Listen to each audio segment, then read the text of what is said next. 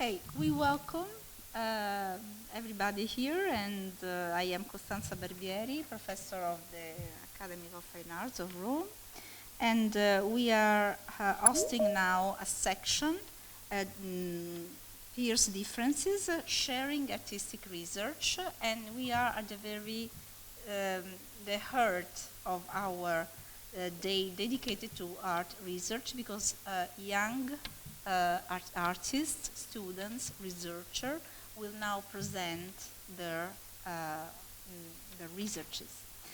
Peers Differences is a format conceived by the Academy of Fine Arts in Dresden for the partner academies in order to make creative practice and research visible, enabling young researchers to open their projects to discussion with mentors and the public at large. So we are very happy to share, to follow the new research and the young artists explaining their methods and their research.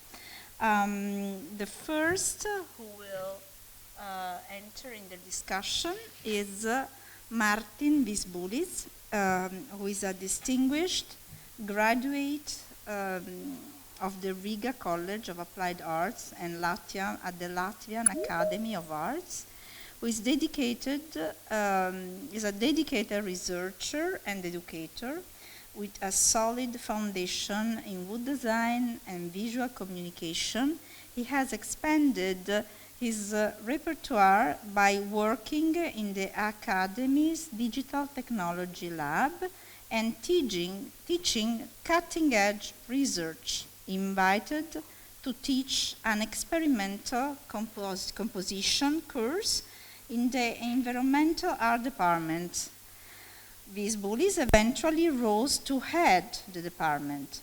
After several years in academia, Vizbulis returned to his creative roots, exploring modern technologies such as electronics, sensors, controllers, and data visualization. The topic he will present is observation through data, so that no one suffers from it. Please welcome Martin Vizbulis. Thank you.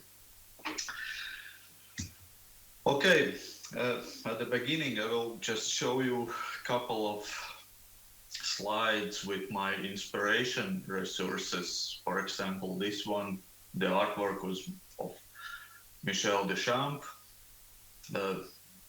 As I see this painting, in my case, I see this like a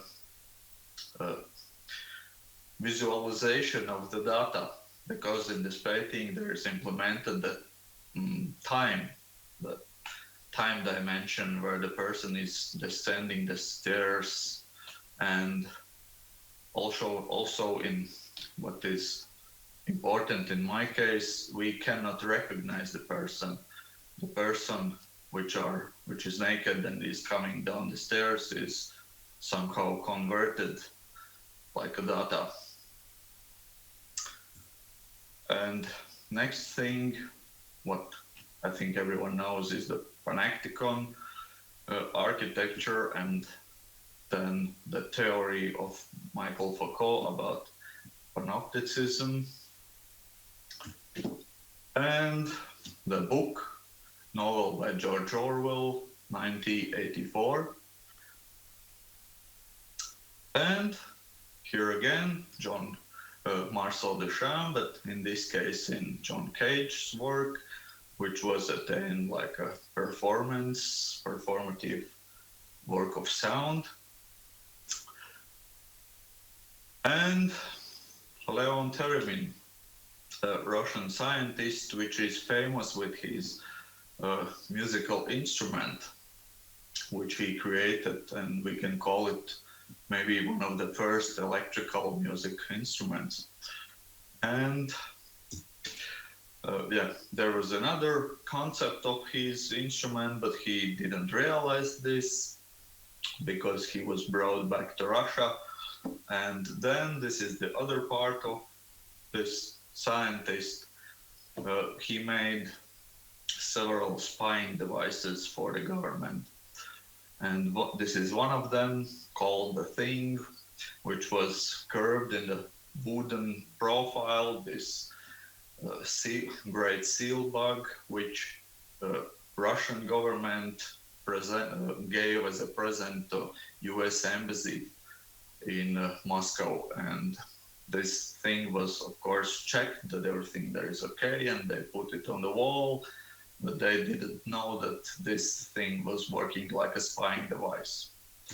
And many years when the work was the thing was working there, they recognized that there is something wrong, and they found it. And now this the bug is kept at the National Cryptologic Museum in the US. And I can suggest 2 books about Leon Taemen you can read, and there's also on YouTube one documentary video where you can see his life, which is very interesting. And some theories, one from Tony Doyle, Privacy and Perfect Voyeurism. The observed never finds out that they have been watched, and this doesn't cause any complications for the person, as it's never revealed.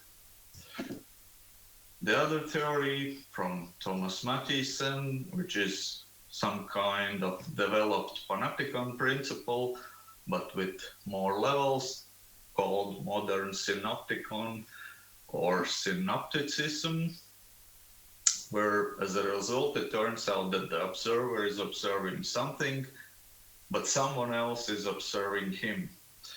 The one who observes the observer offers objects for observation, and depending on the reaction can offer more engaging content. So many observe something, but some observe many. Very often used principles in these days, social media. And these are my favorite authors, which I like to read. And now let's go to my creative experience. Year 2021, I started to build a cell phone. This was my goal. I wanted to build a mobile phone on the wall. And this is just the process. And that's it. I made 2 works. One was in Latvian and the other one was in English. They were functioning phones, but there was a little difference between the regular phone. You can use it as a phone. The visitors in the exhibition could use this phone like a normal phone, but they couldn't speak. They could press the number of the person which they wanted to call, and he should make the conversation with the person with these buttons, with these sentences which are on the buttons. And these sentences were like audio files made with text-to-speech function. And so the communication which they make, the visitor should made from all of this setup which I gave to him. Also, when you press the button yes, there is the audio which says yes, and etc. But he could hear everything what the other people are speaking in these loudspeakers. And the other thing which I implemented there was the database of all these phone numbers, incoming and also outgoing numbers. And at the exhibition, when people were using this device, then were many cases when someone is pressing the number, but the target person wasn't answering. And they take another number and press the other number and another number. And when this person was gone, these persons started to call back, and then when the next visitor came to the artwork, then he could make a conservation with absolutely unknown person. And another thing, I was made a lot of wine, and then I decided in this exhibition I wanted to give this wine at the opening or maybe even more. And then I built a vending machine. You see on the left, this black box, this is like a vending machine. There was a phone number in the display. And when you call this phone number, then this automated responder was answering again with this text-to-speech function audios, and they give the instruction. This is like you call any bank or other big company where the automated responders are answering and giving you the choices and then the instructions. And in the same way, this vending machine gave the instruction what you can get here, and in this case they offered, if you press number 1 you can get water, if you press number 2 you can get juice, if you press number 3 you can get the wine, and so on. And again, all the phone numbers were collected in the database, and so I could know which number when has drunk which kind of drink and how many drinks he got there, for example. And up on this box there were flowers which burned when you press the numbers on your phone. And this was the first exhibition at the Riks Gallery in Riga, and in the picture on the right side there is another one exhibition where at the opening were coming our state president and also the culture minister, and then I saw that of course not the president and not the minister but the bodyguards, they have used my vending machine, they have started to take some drinks, and yeah, then I thought that that's interesting how we can get the data. Here we have the president and the head of our academy. And this was another exhibition in 2022. There I made actually artwork which contains from 3 parts.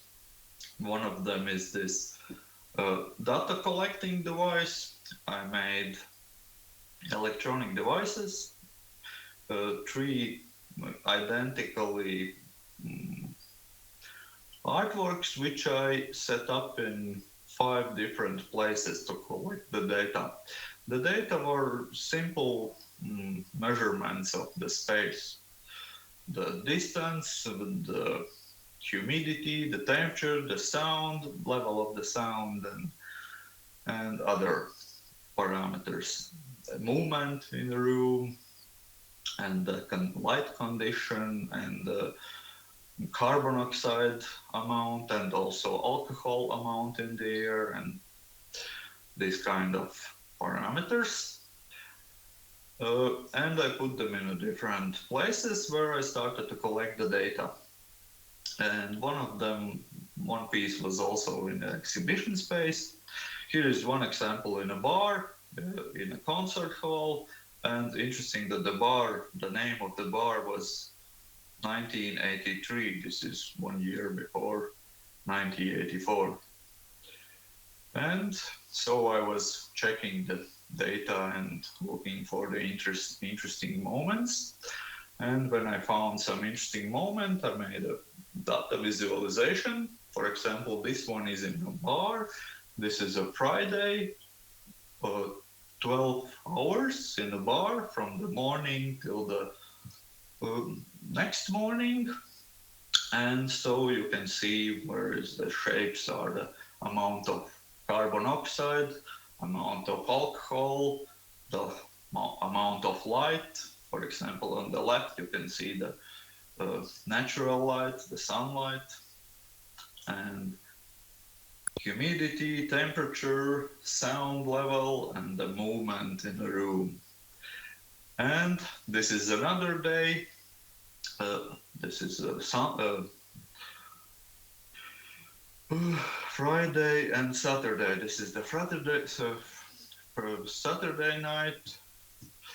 And as you see at 2 o'clock, the lines are striped. That's because someone from the visitors was switched off my device, and hopefully he wanted just to charge his phone, and then the host at the morning was switching back on my device. So that's why the lines are striped at the end of the night. And then I made this data back in PCB. PCB, this is a printed circuit board. This is the schematic board material. And this is another story, another one, and all pieces in the Riga gallery. Then, after this artwork, I made a little experiment just to check something, to find something new, and I created a small gate sensor for the solitary bees, and I made small devices which I installed at my countryside to check what the bees are doing and how they are living and what kind of schedule they have, how they are working. And I was glad that everything is working. I will not play maybe the video, or I will. How many time I have? I have a lot to show you. Okay, I'll not show the video. Yeah, there is a QR codes. You can actually try to scan these QR codes, and so you can get the video and watch it in your phones. There was one video where I wanted to show that the thing is working, that the bees are inside the nests, they are laying their eggs.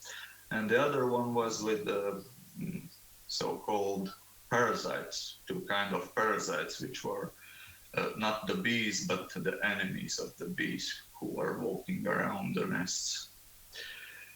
And then I played just around with the data visualizations for that bees. Just programmed the visualization tools and just tried to find something interesting. And the next experiment was with the birds. I made 4 pieces of bird houses, also equipped with different kind of sensors, installed them. One place was near the camera, so I could observe them also, not with the data, but also check the situation with the video camera. And also here you can scan the code and get the video and watch it in your phone in the better quality.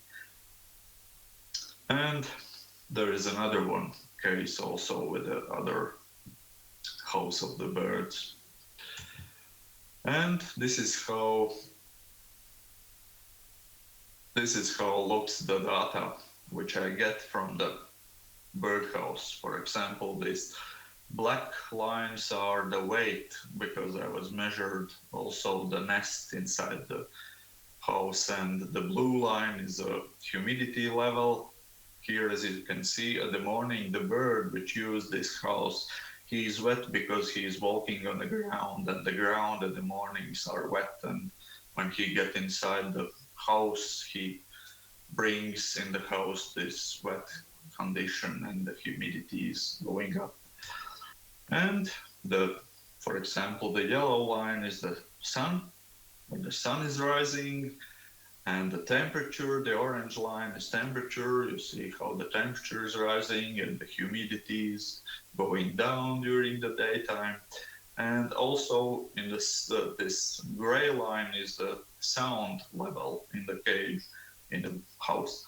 And also you can see when the bird is inside the house, sometimes he's singing and we can see that the volume is going up, the level of the sound is going up. And there's different kind of data dimensions, and there is the proof that they worked fine. And then from this data, I checked one period, which was quite interesting, and also I made them in a PCB format, like a printed circuit board. And then something similar I did in Art Academy. I put in a different places the sensors which are sensing different parameters. I collected the data, and for example, this one, these red lines, this is we have a very loud bell which separates the lessons. When the lesson begins, then the bell rings, and when the lesson ends, then again the bell rings, and I just write a code which can separate from all the sounds just the bell sound. And when the bell sound is ringing, then my data collector signs this data like a red line in the timetable. And this is 1 week in one apartment on one lesson room in academy. The yellow is the light conditions, the blue is the humidity conditions, the temperature is orange, and the red is door opening. And on top, these black lines is the sound volume, the level of the sound. And as you see that when people are in the room, the humidity is rising. That's because humans are breathing, and in our breath there is a lot of humidity. So this is again another case. This was a party in that room. It began around 19 and ended up at 4 o'clock night. And as you see, the sound level is very high. And also the humidity and the doors were open all the time. And then again, I played with the data visualizations also here. And here's one of the devices which were located in our academy, the chair. The chair could sense the surface temperature, and also when you shake this chair, it also could sense the geometrical parameters, the axis. And also when you walk around, he can sense that somebody is walking around nearby, and the movement around the chair he could also sense. And this is how looks the data from the chair. These pink mountains are when somebody has sit on the chair, the temperature was rising up and down. And here is just one example how you can, with the mathematics, magnify the data, even when sometimes the data are not interesting, they are flat. With the mathematics, you can magnify the data and make them big. This is just one kind of data with different algorithms. Oh, and here I made some conversation with people in the rooms because I'm the head of the department and I know the persons who are using these rooms, and sometimes when I'm watching this data from home, I see that something is happening and I have already some ideas who could be there, and then I communicate with them via WhatsApp. And yeah, suddenly they are in Latvian. For example, this was one case when electricity switched off in our department, and the student wrote me, "Something wrong. I came and there was no electricity." I looked on my data and I see the electricity was gone 1 minute after you are writing me this message. What have you done? She said, "No, I did nothing." But then I gave the instructions how she can switch on the electricity and so on. And yeah, and then this data I converted again in the PCB in a circuit board format. This is the other side of the work with the explanations and proofs, with the database and the videos and images. This image shows the data in actually 2 times a year when we are turning back or forward the time. For example, here, the time from at the night from 3 to 4 was happened twice because we turned back the time. And so actually this data was misunderstood, this situation, and actually, I don't know, there is one person walking by the sensor, also the movement was checked, but I don't know when, because this one period happened actually twice somehow. And then these circuit boards were installed in one exhibition in Japan. This was a kind of printing exhibition where this in one gallery in Tokyo, and somebody saw that these works there's something similar with printing techniques, and so they did exposed in this exposition. But the interesting thing was that after this exhibition, the works were donated to Embassy of Latvia. So now they are inside the Embassy of Latvia. Also, this is the way how artists can put his artworks inside government buildings. Yeah. And then I will not show these examples because they are quite long, but again, you can scan the QR codes. This was experiment with me and my colleague and students. We made principles where you can put the data from different kind of devices online. So this data visualizations is happening online immediately. Martin, I'm sorry. Are you changing or still on the same screen? Because we are looking at the same image. I don't know if you are changing and it's blocked or... Yes. Yes, sorry. I know the reason. I was going off the slideshow mode. Okay. Also, your image is blocked. Because in the slideshow mode, this thing. Okay, let's watch a little bit of video.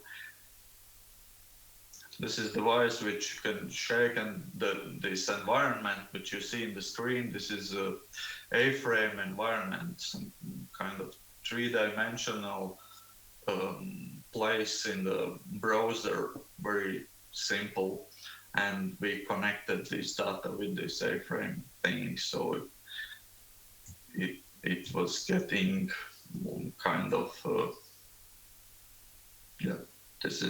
These are works of our students, so you can move something and it happens, and this what happens in the screen. Everyone can watch at the same time, everyone in the world, because these data are going to the database and the internet. And so, okay, I will not wait. I'll skip this. Yeah, there was another experiment. We are still blocked on the same image. Still blocked? Blocked.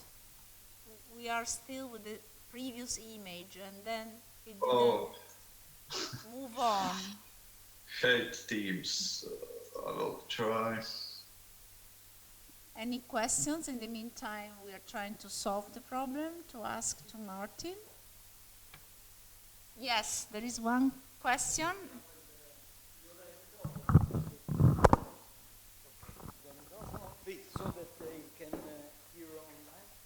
Hi, Martin, thank you for the presentation. Perhaps while you are figuring out the technical thing, you can also answer my question. So we saw all these graphs kind of visualizing the data, and I wanted to ask, how do you choose which style of visual representation you use for the graphs, and also the colors? I mean, colors are kind of important. So yeah, can you tell us how you come to this, or your process in finding this? Thank you. Thank you for the question. The colors, there's just practical reason, and often, usually, all of these graphs, they are just like a part of my work. These are not the main visual artwork which I made. Usually they are just like a part for my research, and actually the artworks, they look, most of the cases, they look different. But just in one case, when I made these printed circuit board designs, there I used these graphs, but as you see, there was no colors between these data. For example, for temperature or humidity, they were monochrome, not colored. The interesting thing is just the shape of the data, not the color. The color in these visualizations are just for me to easier to recognize which is what, and just for the practical and for the research during when I see this data and looking on them. And another question? Perhaps you'd like.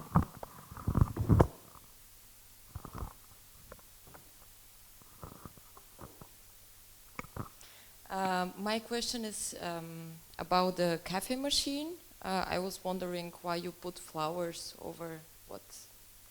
Because it's a powerful symbol. Did you want to make an atmosphere, or why you put these flowers on the coffee machine? Thank you. Yeah, very interesting question. Each flower was for a different button, and so they were inside the light bulb in these flowers, and I wanted that something responds to the person who are switching these buttons, or because there was how to explain, if you didn't put the glass in this cafe machine, then the machine can recognize that there is no glass inside, and so you can use all of 12 buttons on your phone, and so you could switch on all of the bulbs, all of the flowers on this machine. And also then when you push the buttons which are not responding to some drink, because there were just 5 kind of drinks, and all other buttons were like toasts, and these toasts were like taken sentences from the internet about security, about things which fit to my concept of the artwork, and so you could switch on all the flowers on top of them. I wanted to also make something artificial, because these flowers were artificial flowers, and they made a little bit more beautiful this black box. Okay, we have another question. Thank you for the presentation. It was very interesting artworks we've seen.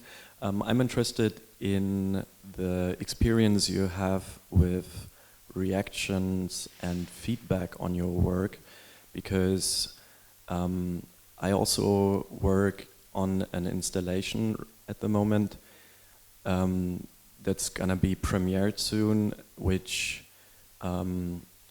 is kind of interactive, so it reacts on data that is generated by people in the room. So when people enter the room, with the installation inside, it will behave differently. And even though it's not personal data we collect, it's still data generated by human beings. And yeah, so I'm interested in your experience on how what people think about when you work with their interaction or their data, or yeah. Yeah. Feedback.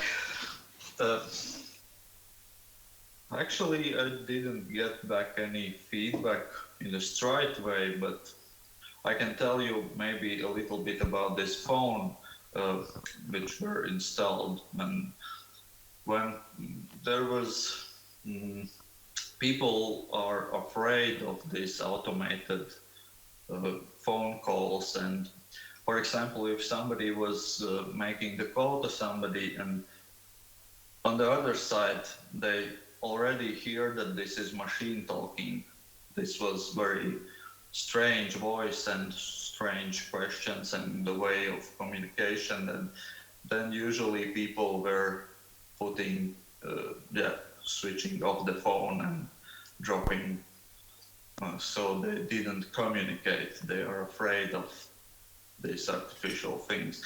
But I noticed that young generation is very open to this kind of communication, and then when somebody has called young persons, they were understanding, or they were playing with this. They were interested in this kind of communication. And we had one guy which was not young, around 16 years. He was calling back almost every day and he was singing. He was waiting when somebody in this exhibition room will take his phone up, and he liked to communicate, and he was calling and singing. He wasn't afraid of artificial talks. Martin, thank you very much for your speech and for all the input you gave us about your work, and we can thank him.